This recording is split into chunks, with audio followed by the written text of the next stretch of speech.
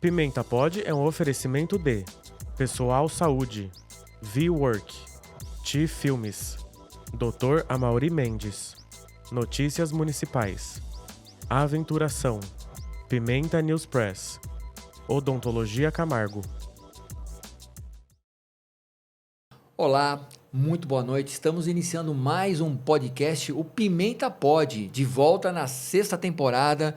Eu quero começar agradecendo os nossos patrocinadores, agradecendo você que me acompanha desde a primeira temporada. Muito obrigado pela sua audiência e não esquece, ativa o sininho, se inscreve no canal e segue a gente nas redes sociais. Hoje eu trouxe um assunto que é polêmico, é um assunto que poucas pessoas querem falar, querem aprender, e no final é justamente aquelas que não buscam o conhecimento que acabam se endividando.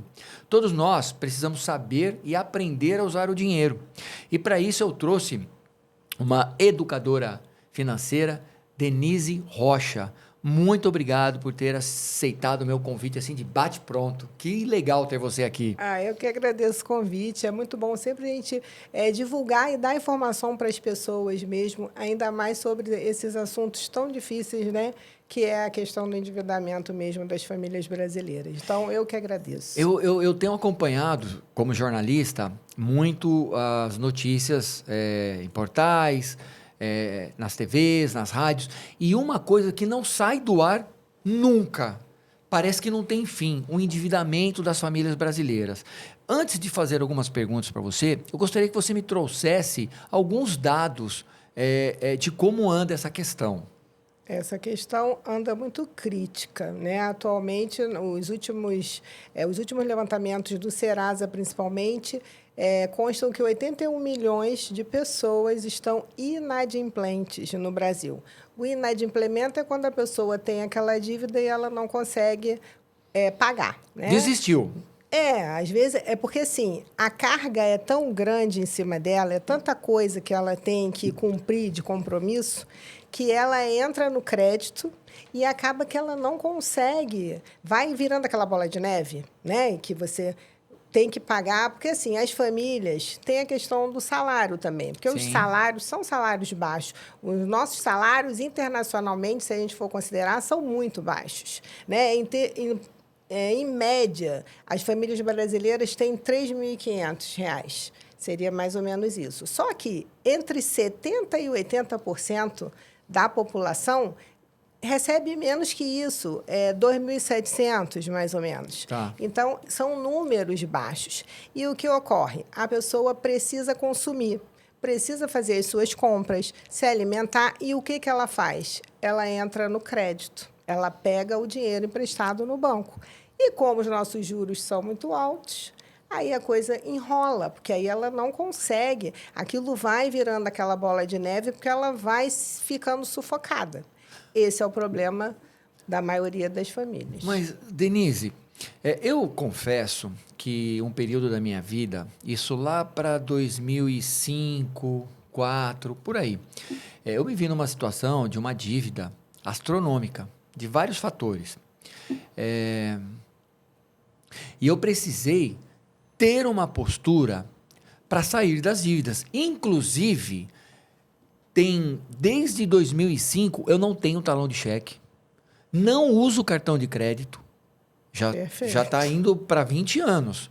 E eu consegui sanar, naquela época, uma dívida, e posso falar que sem medo e sem vergonha nenhuma, até para servir como inspiração para quem está nos assistindo.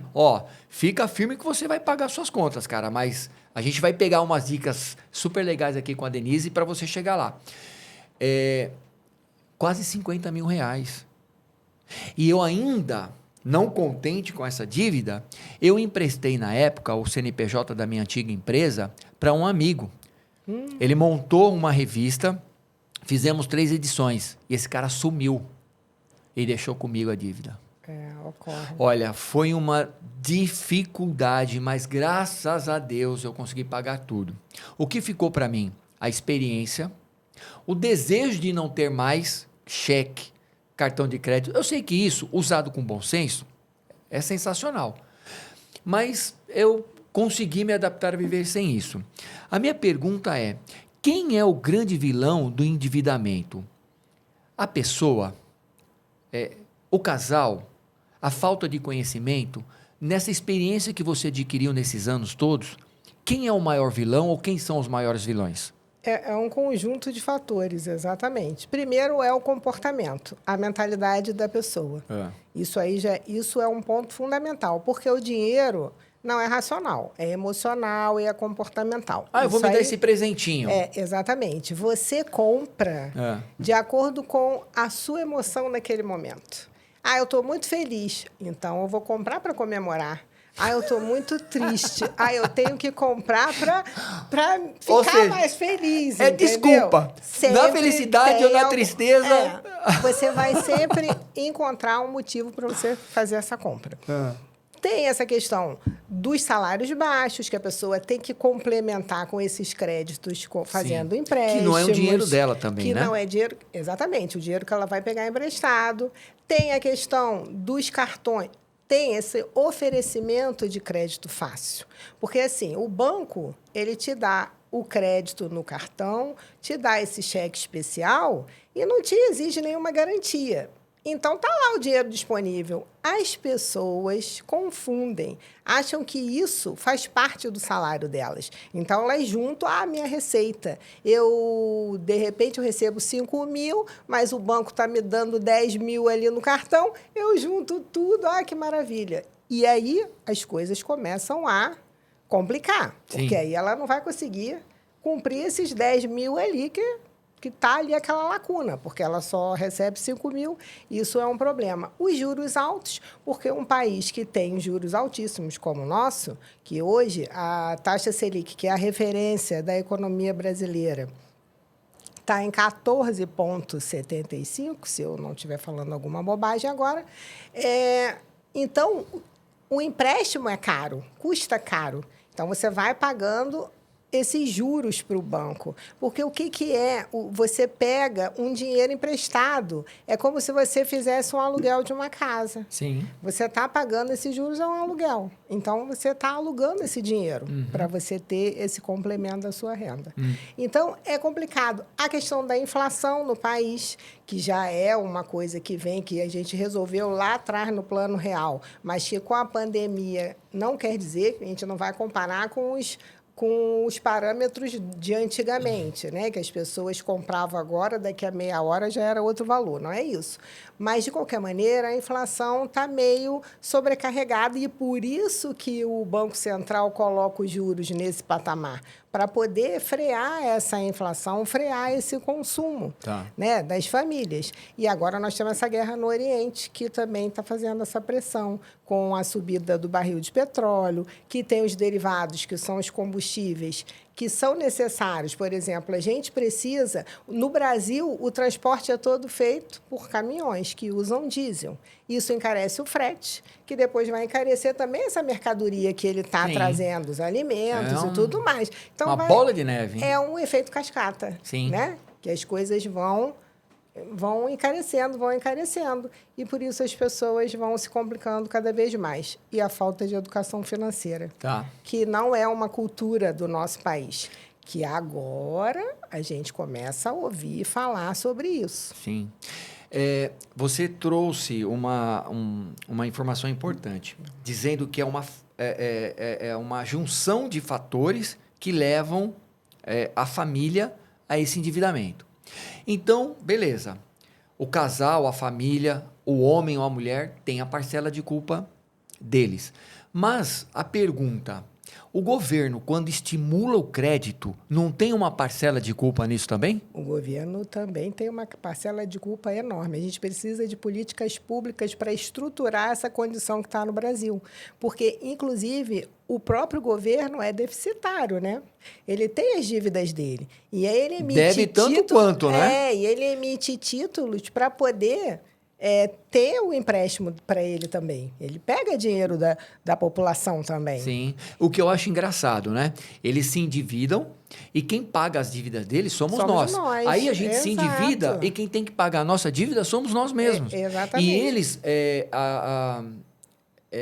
quando eu falo governo, eu falo numa forma geral. Geral. Eles acabam incentivando o consumo para rodar, né, a economia, e nesse lado de cá, nós estamos à mercê desses empréstimos maravilhosos que os Exatamente. bancos fazem, as financeiras. Exatamente. E são com Parece um juros círculo altos. sem fim, né? Exato, é um círculo sem fim. Então, enquanto não tivermos realmente o governo participando ali, porque assim, agora tem, não sei se você ouviu falar, que eles vão liberar fundo de garantia. Tem um Sim. projeto aí para isso, para poder sanar essas dívidas. Vão fazer um mutirão, várias instituições, o governo, todo mundo junto, para unificar o débito de determinadas pessoas para elas poderem ter mais facilidade para pagar.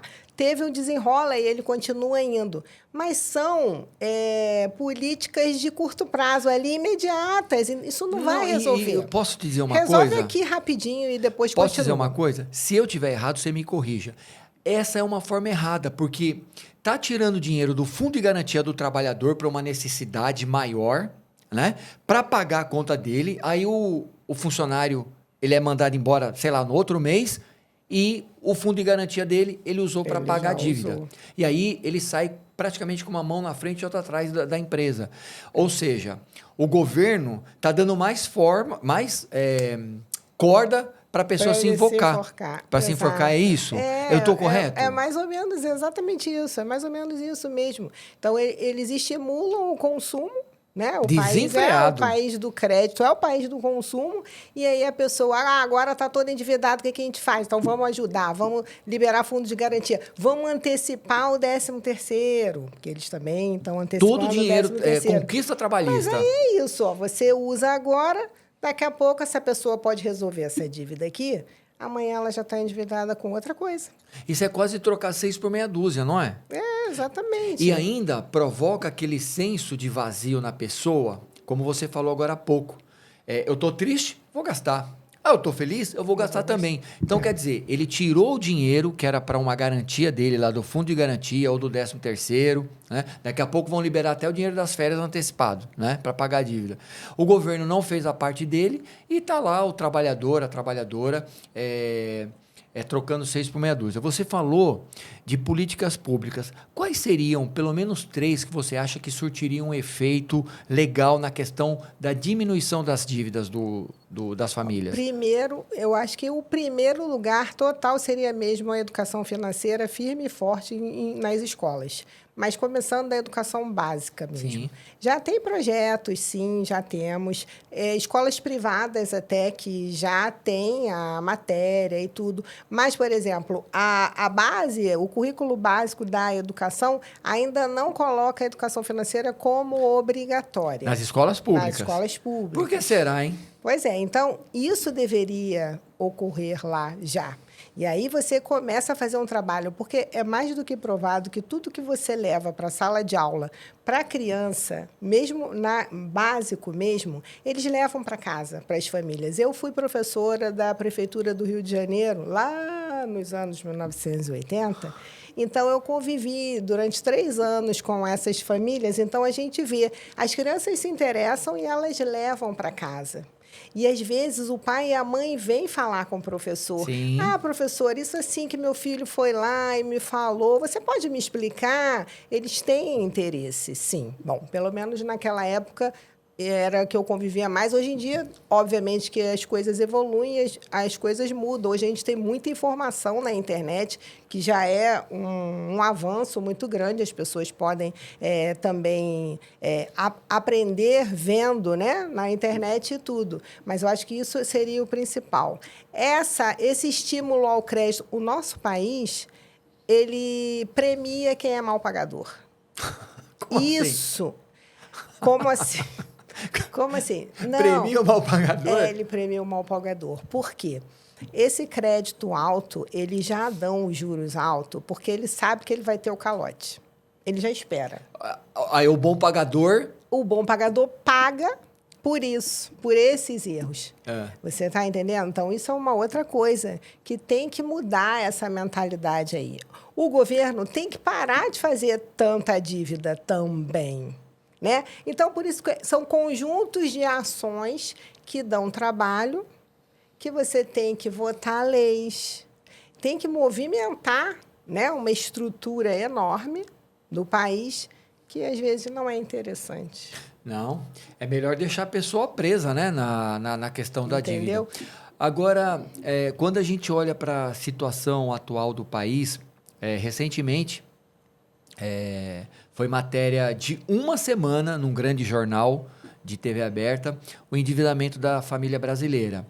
E por que esse consumo desenfreado da população acaba refletindo nessa dívida? Se a família, vamos colocar família, entende que ela precisa ter isso, aquilo e mais não sei o quê, e ela perde em algum momento daquela caminhada, naquela jornada dela, o rumo e acaba se endividando. Como é que é possível isso acabar? Eu acho que não tem uma resposta. Ela acabar o quê? Com a dívida? Que ela fez porque o governo incentivou. Que ela não faz. Bom, é isso. A primeira coisa porque assim, a gente tem que entender uma coisa que é muito importante também. As receitas da pessoa. Quais são as receitas dela? Muita gente entende que receita é uma coisa só, é só um salário, ok. Não, eu posso ter outro tipo de receita. Sim. Entendeu? Eu posso fazer uma renda extra de alguma coisa que eu goste muito de fazer e, de repente, por exemplo, eu trabalho num banco, eu sou escriturária num banco. Ah, mas eu gosto muito de fazer doces em casa. Então, eu posso ter uma renda extra desses doces que eu vou vender, por exemplo. Então, a conta fecha assim, quando a receita é maior que a despesa. Isso é clássico. Se a minha receita não está menor que a minha despesa, só tem duas opções. Ou eu aumento a minha receita, ou eu abaixo a minha despesa. Mas aí eu tenho que querer cortar a despesa. E eu tenho visto muito com clientes que eles não querem. Você dá opções. Ah, não, mas isso eu não posso cortar. Ah, mas isso eu também não posso. Ah, mas aqui eu não estou vendo... Então, eu nunca chego para o meu cliente e falo assim, olha, você tem que cortar isso. Eu não falo isso. Falo, olha, por aqui a gente tem 3 caminhos para fazer. Esse, esse e esse. Então, você escolhe o que é melhor para você.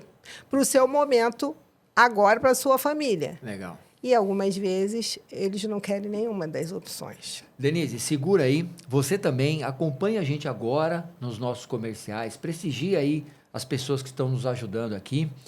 E, na volta, a Denise vai trazer as formas e os meios para você trabalhar a sua dívida. Fica aí, não sai não.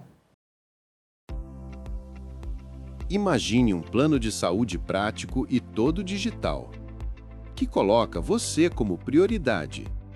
Um modelo rápido, sem burocracia e acessível para a sua empresa. Acesse nosso site e saiba mais. Pessoal Saúde, sua saúde do seu jeito. E aí, você precisa gravar conteúdo dentro da sua empresa, mas está com receio do custo ou da complexidade? A sua procura acabou. Levamos até você uma estrutura completa para gravação de podcasts e vídeos curtos, com qualidade de estúdio e equipe enxuta. Você traz a pauta e o ambiente, e a gente cuida de tudo: a luz, o som, as câmeras, a gravação e a entrega final. É uma solução prática para quem busca agilidade sem abrir mão da qualidade. Ideal para entrevistas com especialistas, conteúdos de redes sociais, séries internas ou gravações institucionais. Com a gente, o custo é justo e o benefício é alto. Você não precisa montar a estrutura fixa, nem contratar múltiplos fornecedores. Entregamos o resultado final equiparado ao que grandes empresas já estão fazendo, com assertividade e no formato certo para o que você precisa. Mais que praticidade, a sua marca ganha credibilidade com uma produção de qualidade. Se sua equipe de marketing está buscando uma forma de tirar projetos do papel, essa é a oportunidade. O que você procura está mais perto e mais simples do que imagina. Me chama aqui e eu te mostro o formato ideal para a sua empresa. Bom, Denise, você trouxe um panorama fantástico, incrível, de como que a pessoa entra numa dívida. Sabendo que você é mentora, coaching, educadora financeira, tem uma vasta experiência, tanto com pessoa física quanto empresas. Agora é a hora que todo mundo estava esperando. Eu vou me servir aqui para eles como cobaia. E eu gostaria que você desse umas dicas para a gente poder ajudar as pessoas que estão endividadas. Então, eu vou ser o seu endividado. Eu sou agora o seu cliente. E apresentei para você a dívida lá atrás que eu te falei de 50 mil reais. Como é que eu começo a me... como é que eu começo a pagar essas dívidas? Vamos lá. Primeiro, você tem que fazer um levantamento das suas despesas. Tudo. Porque, assim, No lápis. No lápis. Na ponta do lápis. Na ponta do lápis. Você tem que saber quanto você gasta. Porque muitas vezes a gente tem algumas despesas escondidas que a gente não observa e não percebe. Tipo, eu saio, gosto de ir na rua e comer um salgadinho ali, beber um cafezinho ali, tomar... Aí vai saindo. Quando você está dando essa consultoria, você olha para as pessoas na sua frente, é tudo igual, não é? É tudo igual. Por exemplo, qual é a sua despesa? Ah, minha despesa é, sei lá, R$1.000. Aí a gente vai fazer o levantamento, ponto a ponto. Não é R$1.000. A balinha, o chiclete. Assim. Aí você coloca. Ah, esqueci. Ih, sabia que tinha? Ah, minha filha fez não sei o quê. Então, a pessoa vai lembrando à medida que você vai fazendo. Por isso que é bom. O que acontece? Dia a dia tem que ser essa anotação. Dia a dia. Por quê? Porque, assim, o nosso cérebro, ele é preguiçoso, né? Então, ele não gosta de ter trabalho porque ele quer economizar energia. Tá. Mas se você senta... Né? Eu sempre digo assim para eles, é uma coisa que eu não gosto de fazer levantamento de conta. Pega uma coisa legal que você goste de fazer e junta essa atividade junto com esse seu momento, fazer o seu orçamento. Eu adoro tomar um chá qualquer que seja. Então faço o meu chazinho, coloco ali. Eu gosto de uma vela aromática, acendo a minha velinha aromática e pego o meu papel, minha caderneta ou a minha planilha, abro o meu computador e começo a fazer. E, geralmente, a planilha é um pouco mais difícil, porque as pessoas, né, não gostam de usar planilha. Aí eu falo, não precisa usar planilha. O importante é que você faça e queira fazer sempre. A pessoa, quando já fala para você que não quer usar planilha, ela já está criando resistência para poder absorver o seu conhecimento. E aí, o que acontece? O processo vai ser mais longo para essa pessoa, não é? Mas ela nem precisa usar planilha. Eu já libero. Eu tenho até um planner que eu mesma fiz e eu já disponibilizo para eles. No celular? Eu mando para eles, um PDF e ele pode fazer. Tá.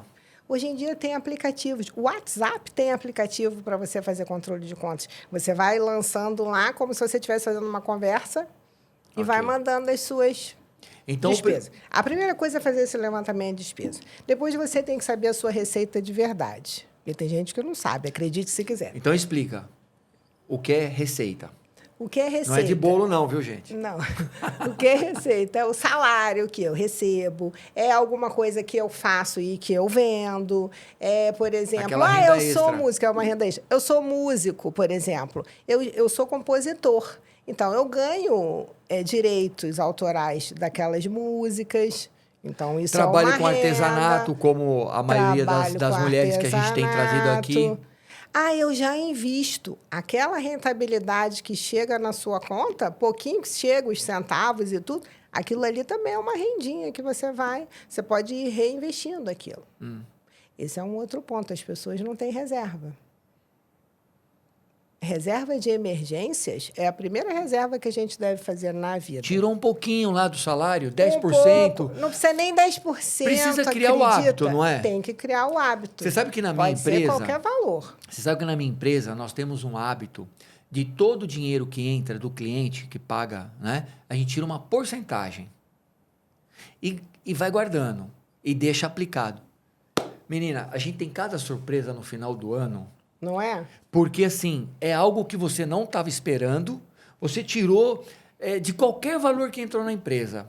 E eu já viajei com dinheiro, assim, que eu não esperava.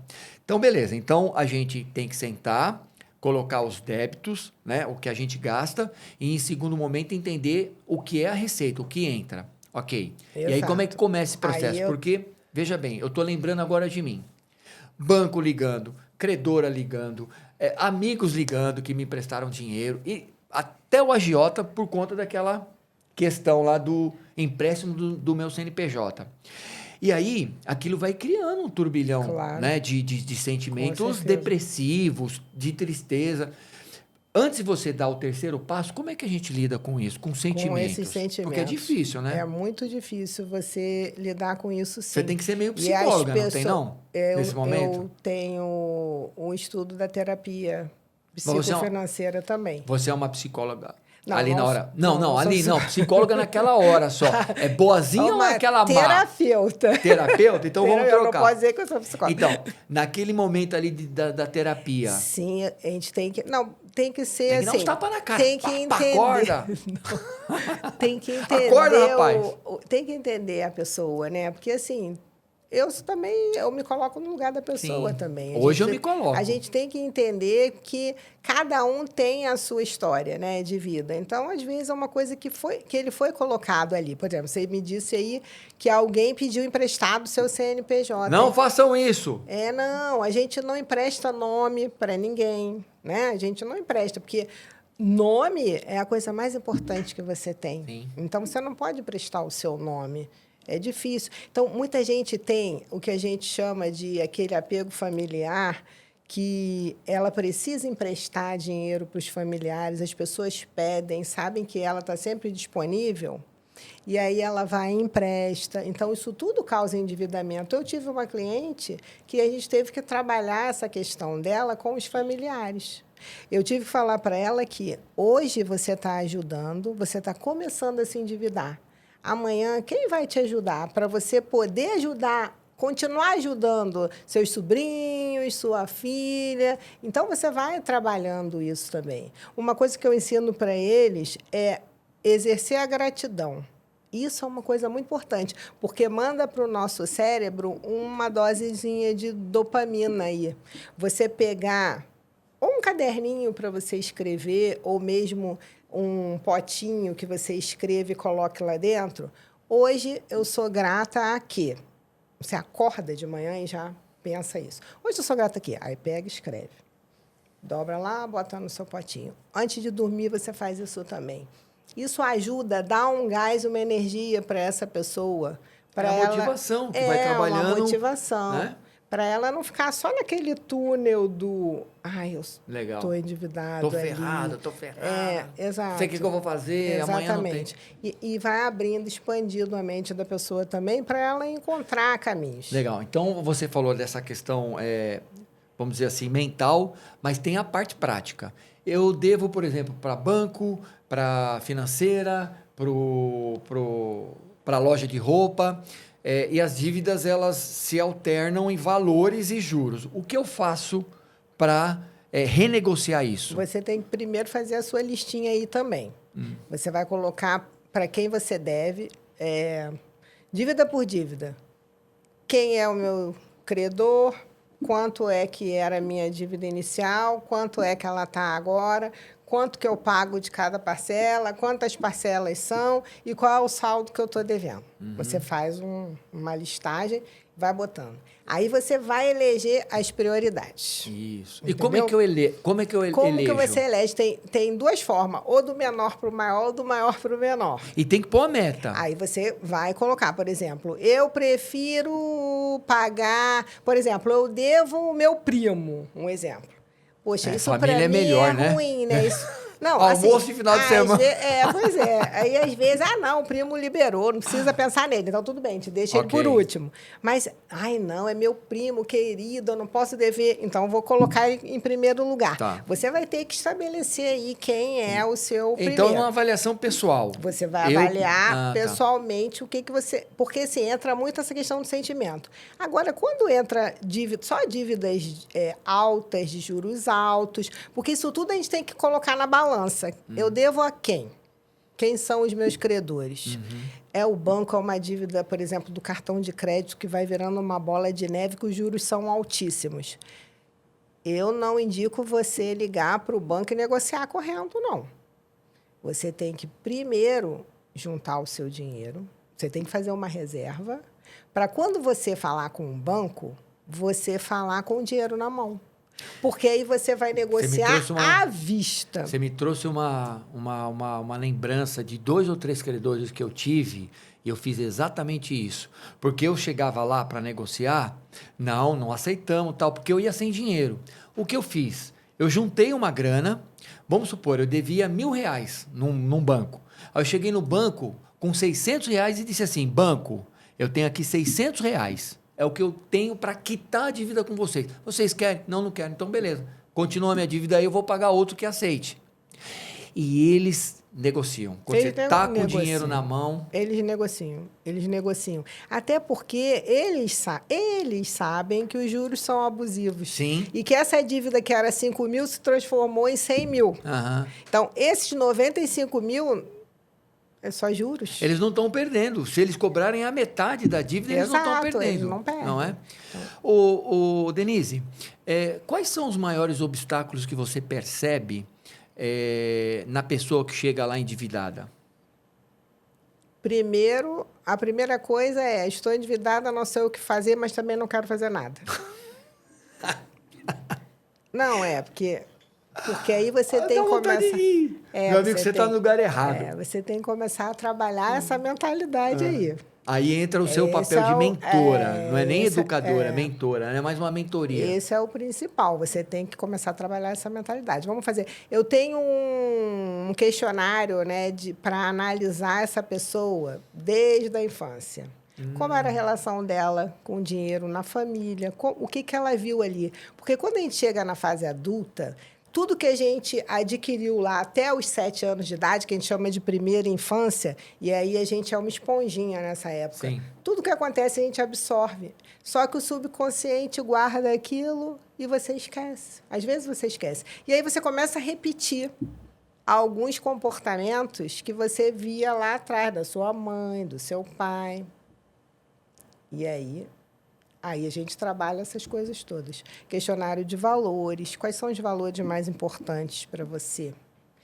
O que você está fazendo com a sua vida financeira que você supra esses valores que você tem de mais importante? Entendi. Denise, eu sei que você atua tanto com empresas quanto com pessoas físicas. É óbvio que para a gente esclarecer tantas dúvidas, teriam que fazer um programa de uma semana. Como é que as pessoas te encontram nas redes sociais para poder conversar com você, pedir essa ajuda? Quais são os caminhos para te encontrar? Eu estou lá no LinkedIn, @Denise com Z Arrocha. Lá no LinkedIn eu tenho alguns artigos que geralmente eu lanço 10, 20 e 30 durante o mês. Tem alguns posts lá também. Vocês podem assinar a newsletter, porque aí vocês vão receber um e-mail para saber quando é que tem artigo novo. E também estou lá no Instagram, @Denise também com Z Arrocha. E lá no Instagram tem o meu contato do WhatsApp, aí vocês podem entrar em contato, que a minha primeira consulta, a primeira conversa é totalmente gratuita para você. Opa, para mim também? Para você também. Eu vou assinar a sua newsletter, porque eu gosto de estudar essas questões financeiras, até por conta de ser um empresário hoje, né? Uhum. Deixei de ser CLT jornalista para ser empresário, então eu também estou aprendendo bastante. Eu quero agradecer, né, mais uma vez a sua presença, muito obrigado. Desejo sucesso no que você faz, apesar de você já ter um relevante sucesso, mas sucesso no sentido de trazer mais pessoas. Porque, olha só, galera, você não precisa viver uma vida espartana de... Se você souber controlar o seu dinheiro, se educar financeiramente, você vai poder fazer todas as coisas que você quer dentro daquilo que você Com certeza. ganha. Você faz tudo isso? o que você quiser. Tem até a sua partezinha do lazer, porque isso é uma coisa importante, né? Sim. A gente não pode deixar de ter o Não. nosso lazer. Não é, vou cortar o café, vou cortar o meu doce. Não é cortar. É apenas adaptar e eleger as suas prioridades. Legal. Mais uma vez, muito obrigado. Obrigada Tá bom? a você, obrigado pelo convite. Foi um prazer estar aqui batendo esse papo com você. Legal. Nós vamos ficando por aqui. Muito obrigado pela sua audiência, pela sua paciência. Acompanhe a gente lá no pimentapod.com.br, que é o site do nosso podcast. E é óbvio, o canal. Ative o sininho, comente e compartilhe. A gente fica por aqui e até a próxima, se assim nos for permitido.